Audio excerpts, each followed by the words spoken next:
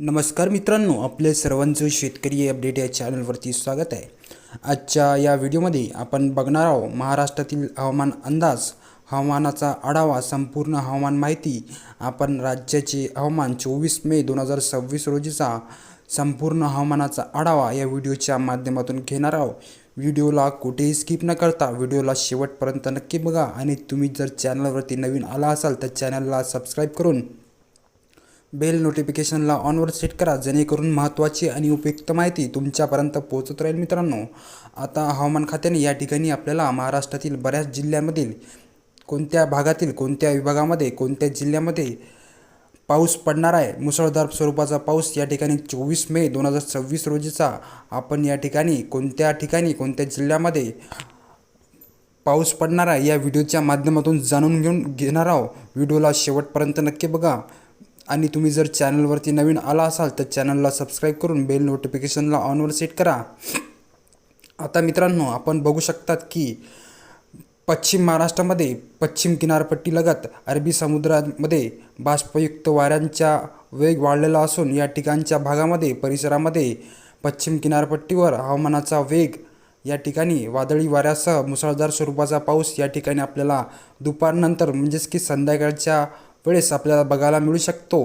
कारण की या ठिकाणी पश्चिम किनारपट्टीलगत अरबी समुद्रामध्ये बाष्पयुक्त वाऱ्यांचा वेग या ठिकाणी वाढलेला आहे, असं आपल्याला या ठिकाणच्या भागामध्ये दिसून आलेला आहे। कारण की या ठिकाणी आपण बघू शकता व्हिडिओच्या माध्यमातून वाऱ्यांचा वेग दुपारनंतर म्हणजेच की सुमारे 5 वाजताच्या दरम्यान या ठिकाणी आपल्याला वाढलेला आढळून आलेला दिसून येतो। मित्रांनो, आता आपण बघू शकतात की कोणत्या ठिकाणी आपल्याला मुसळधार स्वरूपाचा पाऊस आणि कोणत्या ठिकाणी किरकोळ स्वरूपाचा पाऊस आपल्याला बघायला मिळणार आहे, या व्हिडिओच्या माध्यमातून आपण जाणून घेऊया। आता आपण इथं वळूया।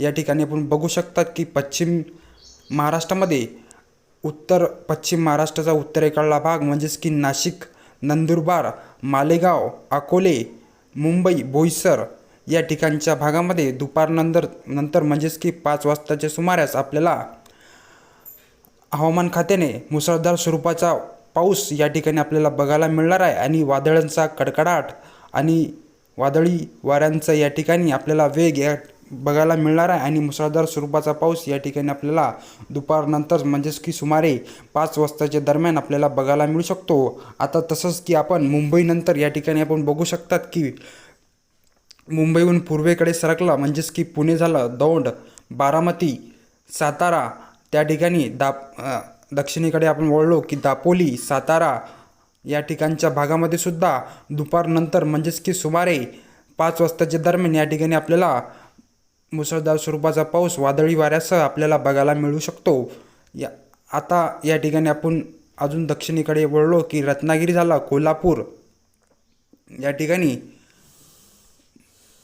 रत्नागिरी, कोल्हापूर, सातारा, अकलूज, दौंड या ठिकाणच्या भागामध्ये सुद्धा 5 वाजताच्या दरम्यान आपल्याला मुसळधार स्वरूपाचा पाऊस बघायला मिळू शकतो वादळी वाऱ्यासह।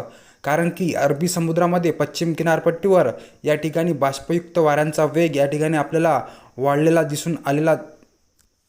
दिसून येत आहे मित्रांनो। कारण की या ठिकाणी मान्सूनला या ठिकाणी आपल्याला सुरुवात व्हायला काही दिवसच बाकी आहे, म्हणूनच या ठिकाणी बाष्पयुक्त वाऱ्यांचा वेग या ठिकाणी आपल्याला वाढलेला दिसून आलेला दिसतो।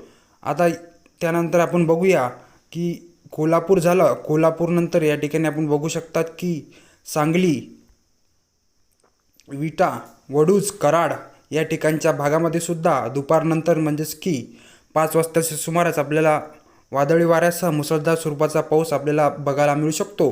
त्यानंतर आपण या ठिकाणी बघू शकतात की पूर्वेकडे आपण वळूया, त्या ठिकाणी पंढरपूर, इंदापूर, सोलापूर, बारामती, सांगोले, सोलापूर, त्यानंतर इंदी, करमाळा या ठिकाणच्या भागामध्ये सुद्धा आपल्याला मुसळधार स्वरूपाचा वादळी वाऱ्यासह पाऊस आपल्याला दुपारनंतर म्हणजेच की सुमारे 5 वाजताच्या दरम्यान आपल्याला बघायला मिळू शकतो। त्यानंतर पूर्वेकडे आपण वळूया। पूर्वेकडचा जो भाग आहे मित्रांनो म्हणजेच की मराठवाडा आणि विदर्भामधला जो भाग आहे बऱ्याचसा भाग, त्या ठिकाणी आपल्याला किरकोळ स्वरूपाचा म्हणजेच की मध्यम स्वरूपाचा पाऊस आपल्याला दुपारनंतर वादळी वाऱ्यासह आपल्याला बघायला मिळू शकतो। वाऱ्यांचा वेग वेग या ठिकाणी वाऱ्यांचा वेग जो आहे मराठवाडा आणि विदर्भाच्या भागामध्ये आपल्याला जास्त बघायला मिळणार आहे। तरीही तुम्ही सावध राहा, शेतकरी असाल तर तुमच्यासाठी ही खूपच महत्त्वाची आणि उपयुक्त माहिती आहे मित्रांनो। या ठिकाणी आपल्याला बघायला मिळू शकतो की ढगाळ वातावरणासोबतच मध्यम स्वरूपाचा पाऊस आपल्याला विदर्भ आणि मराठवाड्याच्या रिजनमध्ये बघायला मिळू शकतो। ही अशी होती मित्रांनो 24 मे दुपारनंतर हवामानाचा आढावा, 24 मे 2026 रोजीचा हवामानाचा आढावा। जर तुम्हाला ही माहिती उपयुक्त आणि महत्त्वाची वाटली असेल तर व्हिडिओला लाईक करा, चॅनलला सबस्क्राईब करून बेल नोटिफिकेशनला ऑनवर सेट करा, जेणेकरून महत्त्वाची अपडेट आपल्याला बघायला मिळू शकते। धन्यवाद। हवामानाबद्दल आपल्याला महत्त्वाची अपडेट या व्हिडिओच्या माध्यमातून बघायला मिळणार आहे। धन्यवाद। जय हिंद, जय महाराष्ट्र मित्रांनो।